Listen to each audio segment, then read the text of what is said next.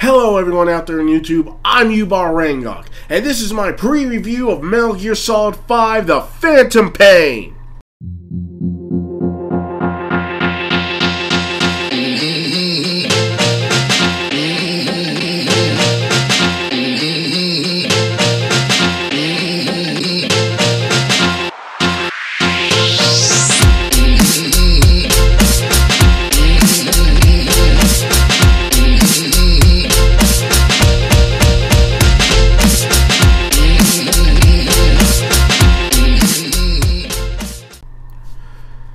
It should be known that this is the final part of the series' main story, the one circling around Big Boss and Solid Snake and Cypher. Everything comes to an end with this game, and so Kojima has put his heart and soul into making this game the best it can be, as can be seen in its predecessor, Ground Zeroes. Ground Zeroes didn't offer much at first glance, but being a hardcore Metal Gear fan like myself, I of course did multiple playthroughs of it to try and get the best scores, to unlock all the weapons, and to see what else I just might have missed. Story-wise, it's pretty straightforward, and is essentially the precursor of what is to come. Taking place not that long after Peace Walker, Snake is tasked with finding Chico, a small boy who fought with the Central American rebels in Peace Walker. He came to this island searching for a person he became emotionally attached to, named Paz, a child double agent, you heard me right, who was working for Cypher to steal the Metal Gear, Snake and Militares Sans Frontières, I think I said that right, more commonly known as MSF or Mother Base, were building as a deterrent for war on their home. She failed and was subsequently thrown overboard and into the sea, presumed dead. Chico, however, learned otherwise and left to find her, getting captured in the process. You eventually find the boy, and it is clear that he has been severely tortured and has even had bolts put through his ankles to prevent him from running away. This is an extreme level of sadism, and we aren't even done with it yet.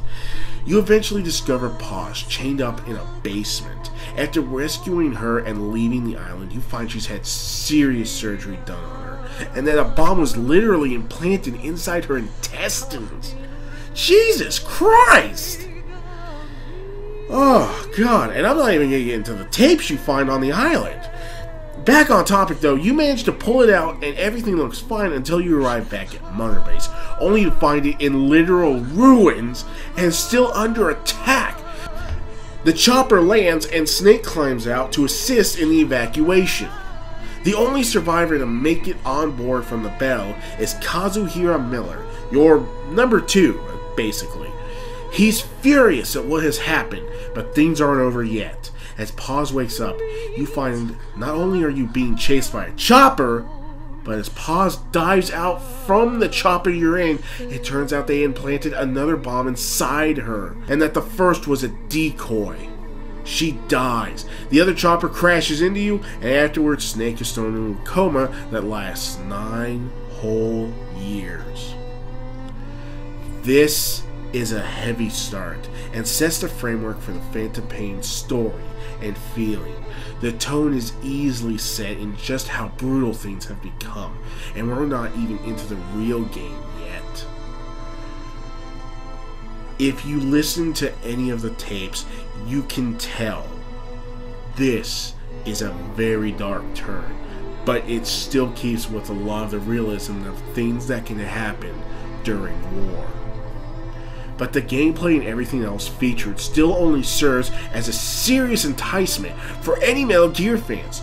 You can call in choppers to evac or provide cover fire. You can start with an array of weapons and discover even more as you move about the facility. Go loud or silent. There is even vehicles that you can drive in. A new feature of the game, we've never had that. Okay, yeah, if you played the first Metal Gear Solid, yes, you drove a Jeep at the end, kinda, sorta. That doesn't count. Without a doubt, this game is the perfect enticer, and we only see how much more they've perfected it in Phantom Pain. While the game isn't out yet, Kojima has been more than generous in allowing us peeks at the game and gameplay. And of course to this, I am thankful. Not just because it helps me with this pre-review, but also because I myself am a die-hard Metal Gear fan, and being able to see all this only makes me that much more excited for the actual release in September. But, moving my disturbing fanboyism aside, let's start digging into the actual game itself. We start with the story. The theme itself is presented for us both from Ground Zeroes, and the dark, disturbing story that happened there, and the title itself. It's about pain. No, not about the Pain. He's dead and gone, but he was cool as hell, I will admit. No, I mean about pain. Mental and physical. Think about it. In what can be assumed to be the opening cutscenes, we see Snake has lost a hand. A whole freaking hand, just gone. Later on, we even see Kazuhiro Miller, mostly referred to as Kaz, has lost an arm and a leg. So there is physical pain. The emotional would be from losing not only their own limbs, but so many of their own comrades. The home they built together, everything they've witnessed, the war that takes a toll on them. This evolves into Snake and Kaz setting out for revenge against Cypher and Zoff, or XOF, the mysterious group responsible for attacking them. XOF is a new threat, one we still do not know much about. However, it is obvious that they are not only well-funded, but well-armed and very knowledgeable about their enemies, as it is obvious with how they managed to obliterate Mother Base in only the few hours Snake was gone rescuing Chico and Paz. As you embark out to get your revenge, you are joined by long-standing rival Revolver Ocelot. Yeah, that motherfucker, who's now your friend. Yeah, that motherfucker! You also come across a host of new characters, one to be revealed as Quiet, who later allies herself with you. Nice. Anyways, this continues into a new gameplay feature, allowing you to call these people to help reinforce you, but we'll cover that in a bit. Anyways, the story will evolve from here, taking you on missions spanning the globe and confronting new and disturbing forces, even child soldiers. Yes, you'll have to combat child soldiers. This story isn't just touching on disturbing bouts of what kinds of pain people can go through, but also the terrible events around the world that can come into play. It's no holds barred, gritty, brutal as fuck. And this makes it extremely desirable. Extremely desirable. Oh. Anyways, moving on. Based on what I've seen, I can surmise some of what the actual story is. I know I said revenge, but this is delving slightly more into the specifics of what you'll be doing. Snake and Kaz are after the ones responsible for what happened to them, and this takes them to many conflicted places within not only Soviet territory, but land under the rule of brutal dictators, such as Africa. We see that you'll be on a rescue mission in Afghanistan at one point to rescue Kaz. At another point, we see Snake in the jungle, presumably in either South or Central America, or maybe Africa. We do know that at one point, he does go to Africa, due to 2 points. The first is that during one of the trailers, we see small children being trained to kill and how to shoot. This is a common practice amongst warlords within Africa, especially during this time period. The second is because during a conference, they basically said outright it was one of the places. We also know that things will begin exceptionally brutal due to some torture scenes we see in some of the trailers. Most notably are the torture of one of your eventual allies, Quiet, and another depicting the mutilation of a child soldier, which I will not show here. These are done presumably in order to attain more information on those who targeted them, though this does beg the question, how did Quiet join if they ended up torturing her? Was that before or after? Anyways, we can also see that there are sacrifices, as we do see a funeral scene where they are tossing ashes of fallen out to sea, and Snake, in a I don't know what moment, rubs the ashes of one of them on his face. So there are obviously going to be some very heavy moments in this. There is still a lot of unknowns, and we can only draw so much information. Until the game is released, this is all we have on this. Now we can finally focus on the gameplay, which we do have quite a bit of information on currently. Still, this does not suggest we have everything, thankfully. I say thankfully because it means that we don't know everything, which of course means there is even more to discover. Anyways, here's some of the gameplay mechanics we know. First off, the maps are to be 200 times bigger than what we experienced in Ground Zeroes. Mind, while it wasn't necessarily all that big per se, it was certainly full of things. Now, take that and increase it by 200%. Suddenly, everything starts looking a lot more interesting and fun, huh? Like I said before, Ground Zeroes was only a glimpse of what was to come. And looking between it and Phantom Pain, the comparison certainly makes it incredible. With such large maps, this can be classified as an open world game. True, you can't really travel all over the world, per se, I mean not freely, but with such massive maps, the concept can be given here. Not only that, but consider that with maps this large, there must be many missions and collectibles to find within them. And yeah, there are. They said as much anyways. However, returning to the size of the maps, it obviously means walking isn't going to be the most desired way to travel, which is especially true in this kind of weather, which, if you've noticed, changes constantly while you're out on the battlefield, so you'll need transport one way or another. That's another thing about this game. Besides the weather changes that'll happen on the battlefield, it also functions in real time on a 24-hour clock. That's realistic. But back on topic now. Instead, the game will offer a bevy of transportation options, from horseback to chopper, jeeps, light armor vehicles, and even tanks are all included within the game to travel and combat. However, crashing in one of those will alert all enemies in a nearby fortress or outpost, so it might be time to work on your driving skills now. If you're familiar with Battlefield 3 and 4, it feels much like driving those vehicles. Sweet work, guys. God, so much to cover here. Okay, let's see. Okay. So, along with these vehicles, let's revisit the chopper. Besides extractions, it can transport you between infiltration zones, but you must be wary of anti-air emplacements that can shoot you out of the air. The chopper can also offer covering fire when you are in an alert status or taking on a well-guarded area. Quite the bevy of vehicles in their uses. We should wonder then, what else might we see? Now, caution, we are entering an area of pure speculation, not fact.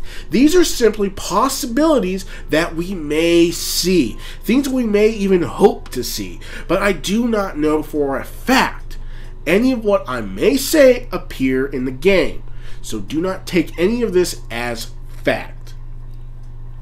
With that said, what about jets?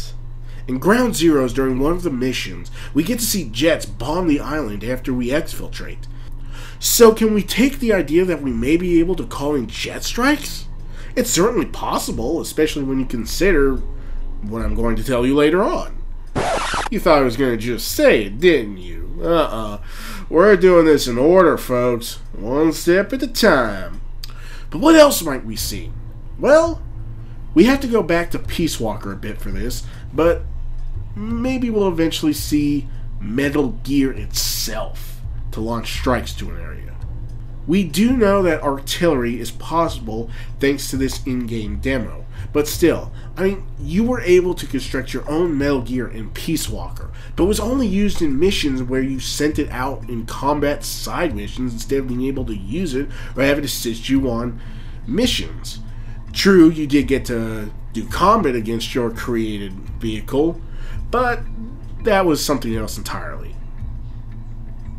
Now, here, I will delve back into truth for my wild imagination, but we have been told that much later in the game, you'll have nukes again as a deterrent for those wishing to attack your home.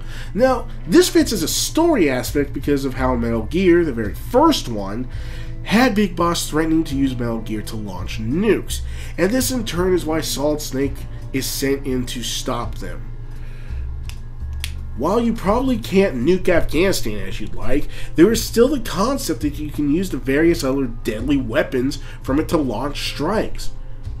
Y'all just got chills at the thought of calling up your own Metal Gear to attack enemies in the game, didn't you? Yeah, it would be awesome. Let's see if they actually put it in. So many possibilities here! So, besides the maps and vehicles, well, oh, damn, did I go over the places you'll visit? Afghanistan, Africa...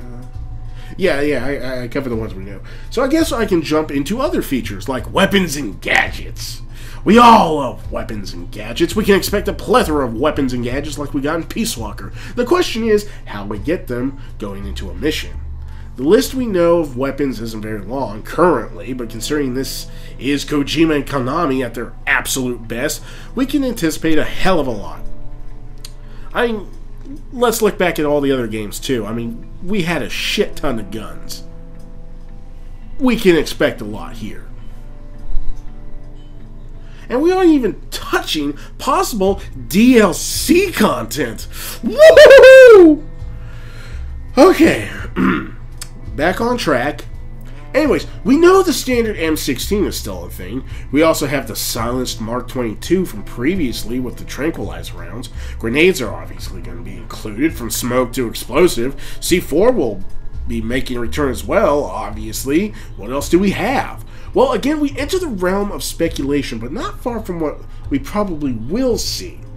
RPGs will most likely be returning. It's still the Cold War, after all, and we will be in Afghanistan at some point. I'm just saying. But we will probably look at more than just a simple RPG. Laws, M79 grenade launchers, and anti-air rockets such as Stingers, and possibly even Javelins, or another form of them like we saw before in Peace Walker. We will see various forms of assault rifles as well, from AK-47s, as seen here, to FALs, like from Metal Gear Solid 4. Various pistols as well, from the tranquilizer pistol to a .45 caliber, and many more. Sniper rifles, SMGs, light machine guns. So many possibilities, and we know Kojima and Konami will both deliver on this spectacular product. So on to gadgets then. The first I'll mention is the iDroid. Yeah, okay, name isn't an obvious product placement, but give them a break. How many names for a holographic projector that is wireless and constantly being updated with map icon soldier positions and can be used to call in support from... Wait. Getting ahead here. Or not. Yeah, it does all that. It displays a map of the area, showing buildings and soldier positions after you mark them. When you obtain information like where ammo or weapons are, or even vehicles, it displays that as well. You can also call in support from this as well, from artillery strikes to vehicle drops and a chopper pickup to troop transport. And from troop transport, we can summon a variety of aids, like recon on an area, to find troop patrols before we head in, or an ally we've made while out on the battlefield. This thing's useful as hell, huh? What other gadgets do we have? Well, binoculars are a given. Support can't do everything, and it costs GMP, or the game's version of currency, to use these. And no one is made of money. At least, not at first anyways. You'll probably get tons of it later on, but, you know, at the start, you're gonna be broke, let's face it. Moving on, binoculars will do what you expect them to do. And a little bit more. Yes, you can zoom in and out, but they can be used to mark enemies and vehicles. So finding a vantage point and marking enemies before heading into a base is essential, especially if you are hoping to stealth the base you're invading. Another is one that is somewhat new to the franchise, but then again, not really. It's a cigar! But not just any cigar. No, it's the Phantom cigar. Okay, I should explain this one, seems. The Phantom cigar isn't like the smokes you've had in any of the prior games. It doesn't deplete your health, first off, but what it does do is allow time to pass in the game. This will allow you to skip time to where you need if you are trying to infiltrate a base stealthily, or if you have an overhead view or set up in a safe vantage point. You can observe the base and watch the guards patrol routes and their shift changes, learning when the most optimal time to infiltrate is. Yeah, all of a sudden this cigar is looking pretty badass, huh? Well, for those of you sitting there wondering, how does he smoke a cigar with so many hours, time flying by like that? I have some answers. First, I would direct you to the Game Theorist YouTube channel and have you look up his theory on Snake's Phantom Cigar. I personally choose not to believe it though, but hey, I help a YouTuber I enjoy watching get more viewers and promote the use of your brain. Everything works out. Anyways, the second is that this isn't a real cigar, as explained during an E3 demonstration. It's fake, basically an e-cigar instead of an e-cigarette. But I've said enough as is. Next, we have the return of our beloved box. Oh, you thought the box was funny but always useless? Well, they fixed that this time around. See, with the box, they now added 2 actions you can perform while in the box. It's not masturbation, I'll tell you that right now. The first one has you popping out of the top, as we see here. You then pop right back in so the box isn't wasted and you can keep rolling with it. Next, after he's been discovered, as we see here, he's hidden outside enough that he can dive out of one of the sides of it and move away. Perfect for luring the enemy in. Not so useless anymore, is it? We should move on.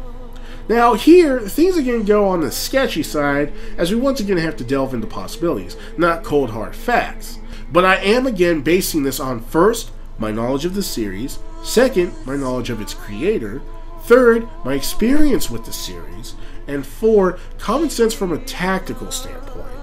We should expect to see a form of night vision return here, as it would make the most sense. If you're infiltrating at night, you might need to see where you're going. Not to mention, he had night vision back in Ground Zero, so yeah, it's probably going to be here. We don't see it in any of the demos, but yeah, we can make that assumption. However, bringing up night vision, there is one thing I can say will appear, and that is thermal vision, or infrared, as we see in this clip playing here. Thermals! Clear.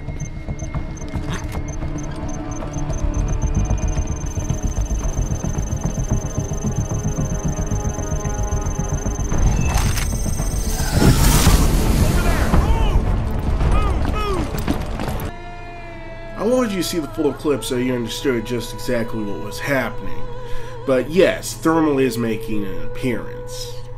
A bit hard to see from this because they don't actually show it, but you get how they use it to find her. Okay, moving on. We should expect to see plenty of gadgets pop up, like we had access to, again, in Peace Walker. We may even see grappling hooks or zip lines, like in Hard Line. Yeah, okay. Anyways, one thing I do know is returning is the Fulton recovery system. That's right, Peace Walker brothers and sisters, Fulton is back! And you fucking know what that went. No, oh, wait. Right, hold up. I need to explain this one. Why? Oh, well, some people didn't play Peace Walker. And because of this, some might not know what it is. I mean, after all, while it is used by the military even today, it isn't exactly the safest methods of extraction. Okay, so who here saw The Dark Knight? Yeah, all of you, I figured.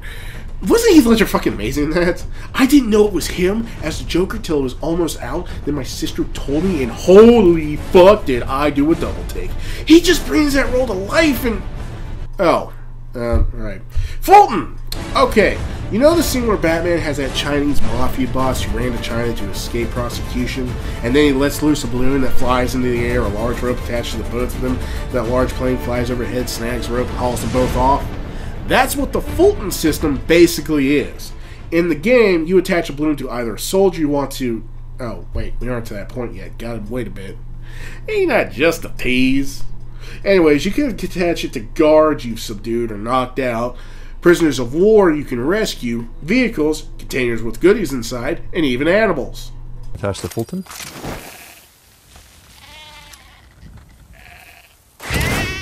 Okay, yeah, that last one was a little weird. I don't... Alright, we see our friends, the sheep, as well as Jackie, have made it back to base safely. Thank you, boss. Okay, yeah. I know what animal you want, and you'll see this in a set. Oh, fuck it. You can get a fucking wolf! Didi, stay. Didi. Fully trained and ready for action. The rest is up to you. Didi, go!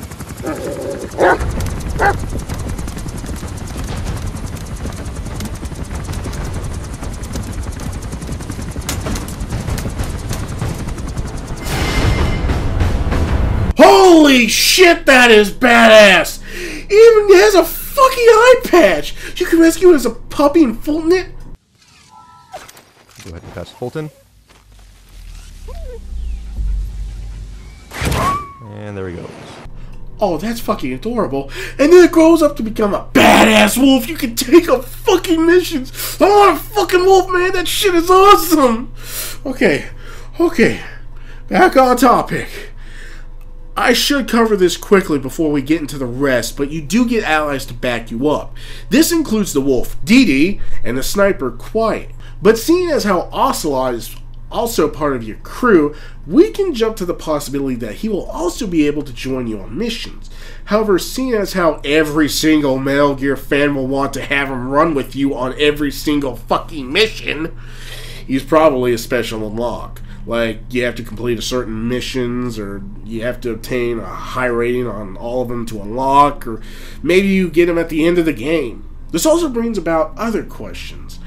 Most times in Metal Gear, especially on console, you find that as soon as you beat the game, that's it. I have to play through it again, unlock it all again, and find it all again. In some, you get it again at the start as a New Game Plus sort of thing. But, and again, in Peace Walker, I know, the game didn't end when you beat the story. At least, the majority of it. You unlock more as you play, but there were all these side missions and such. And some that were hilarious, just awesome, like the Monster Hunter side quests. Anyways, my question is that, will that be the case here as well? See, in Peace Walker, you could replay the story whenever you wanted, so the replayability was especially high.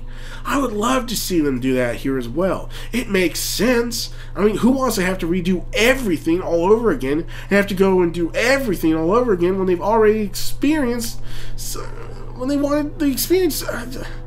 It's like Deus Ex Human Revolution.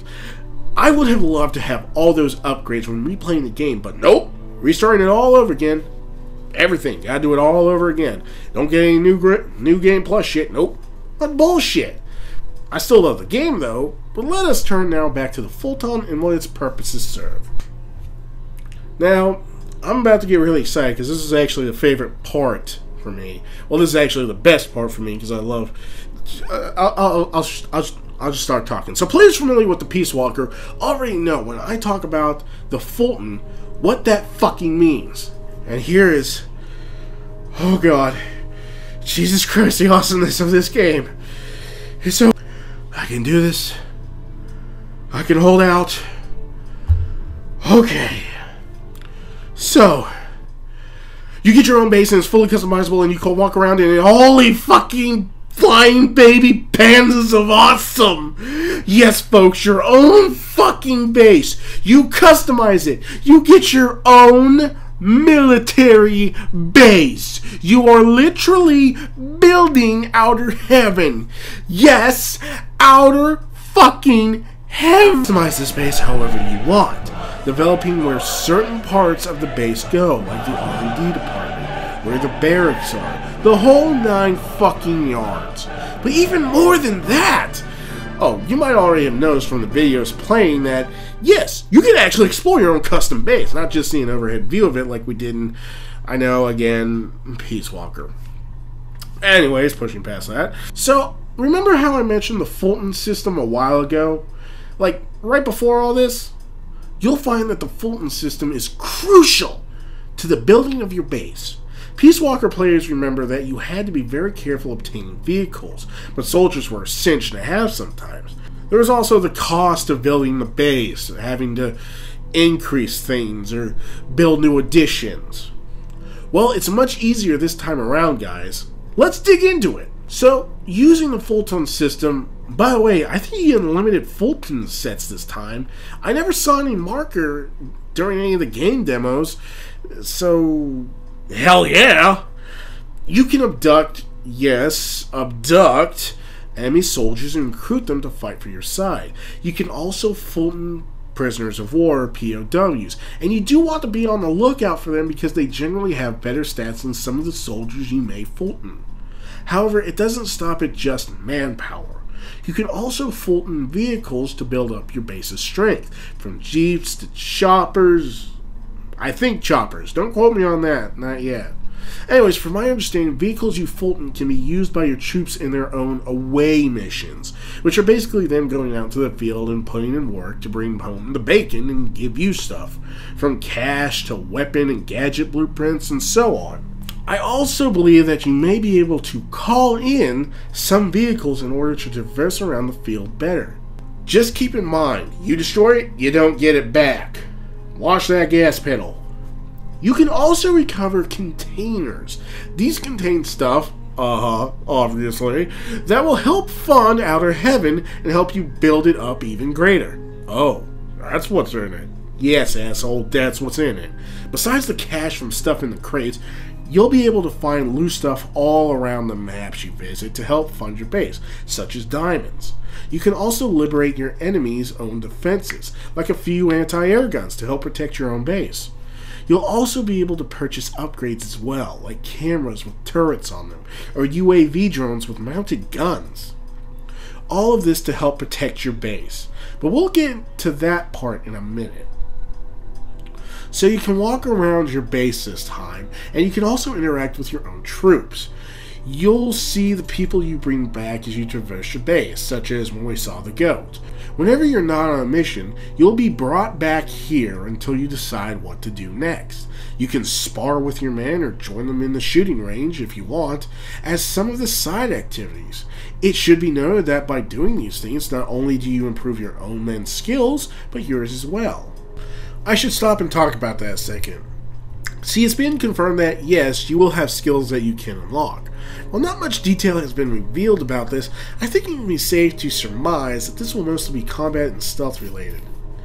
I don't know if these just upgrade naturally as you use a skill more and it unlocks perks that can boost stats or help give you advantages, like more control over your weapons when you fire, or if it's like a skill tree, kind of like those familiar with Elder Scroll would know, where you select which you want to focus on more, stealth, combat, or I don't know what the third might be, but it's safe to say that any way they do it, we can be sure they'll do it right. Back to the online features. Oh, god damn it, I skipped ahead! I can't believe dumbass, the base is part of the online experience. You can go into the rest of the online features after, but if you're going to cover everything about the base, you might as well go over it now. The online needs to be mentioned anyways. Now stop crying like a little girl and do the damn review. Yeah, I've got a hot date later, and I don't need to spend all my time listening to a grown man whine about his own feelings at life.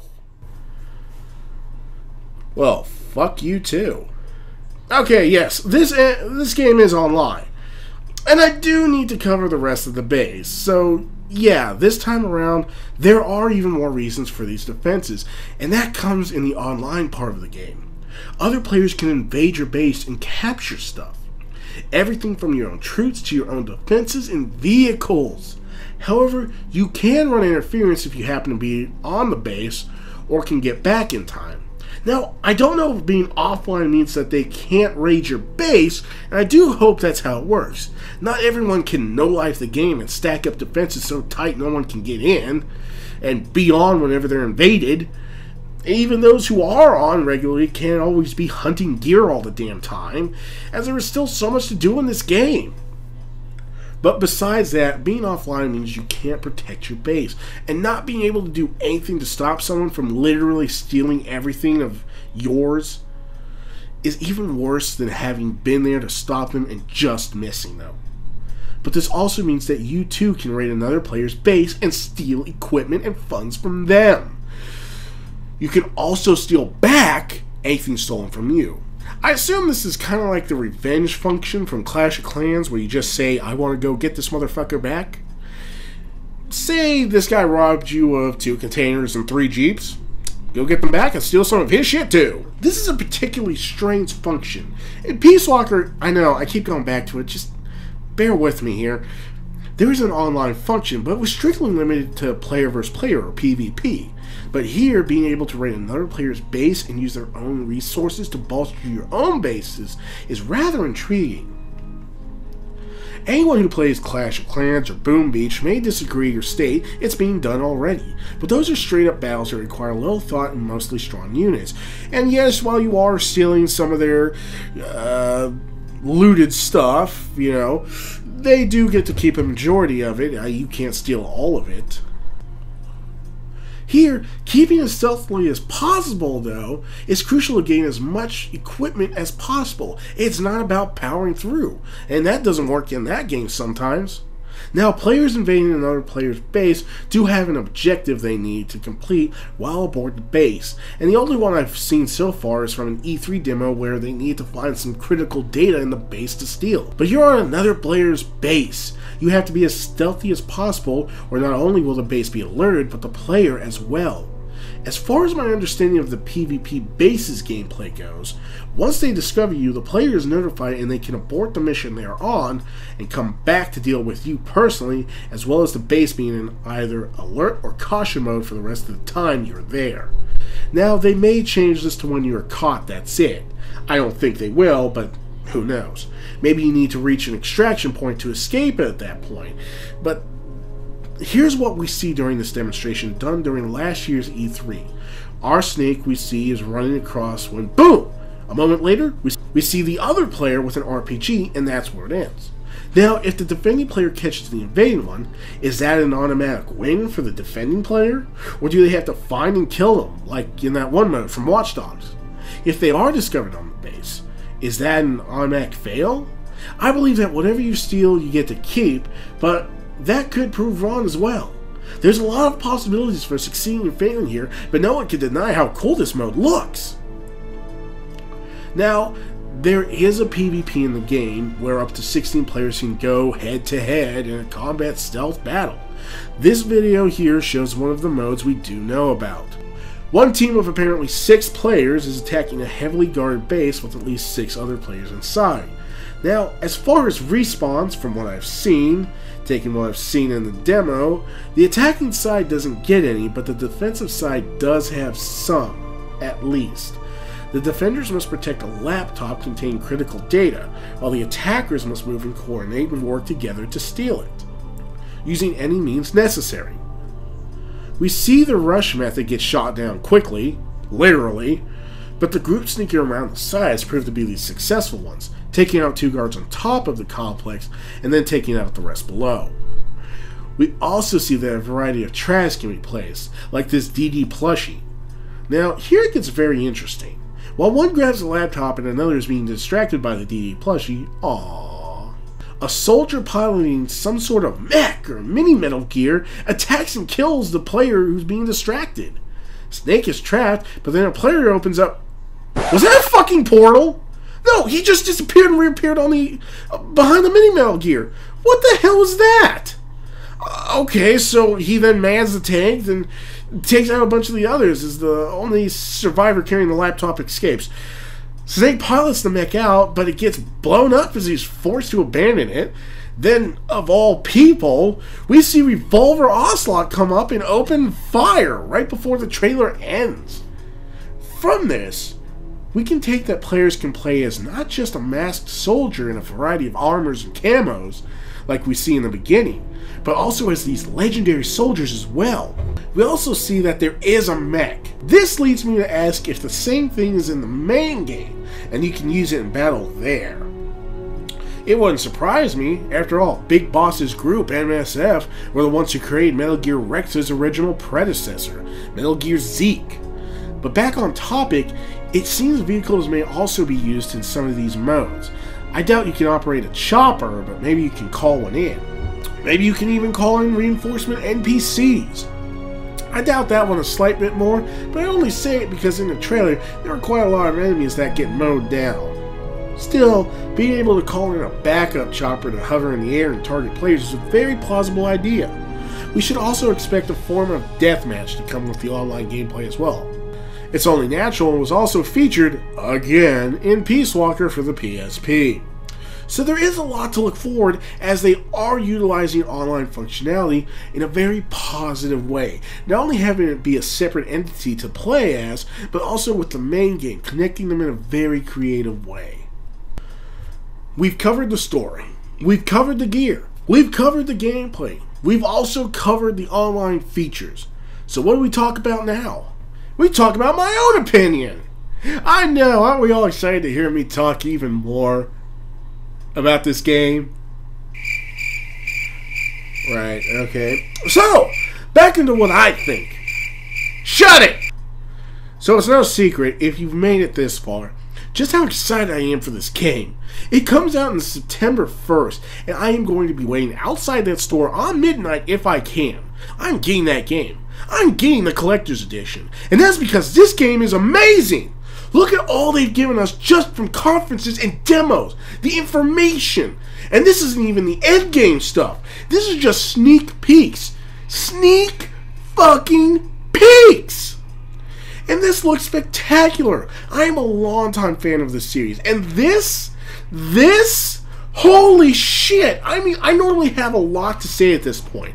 What I felt about, what I saw, what I think. I talk about how good or bad I think it is. I try to get into detail about how it made me feel or what I thought. And this time, it's hard to. Not because I don't want to, but because there isn't anything I can say to do this game justice. It looks fantastic.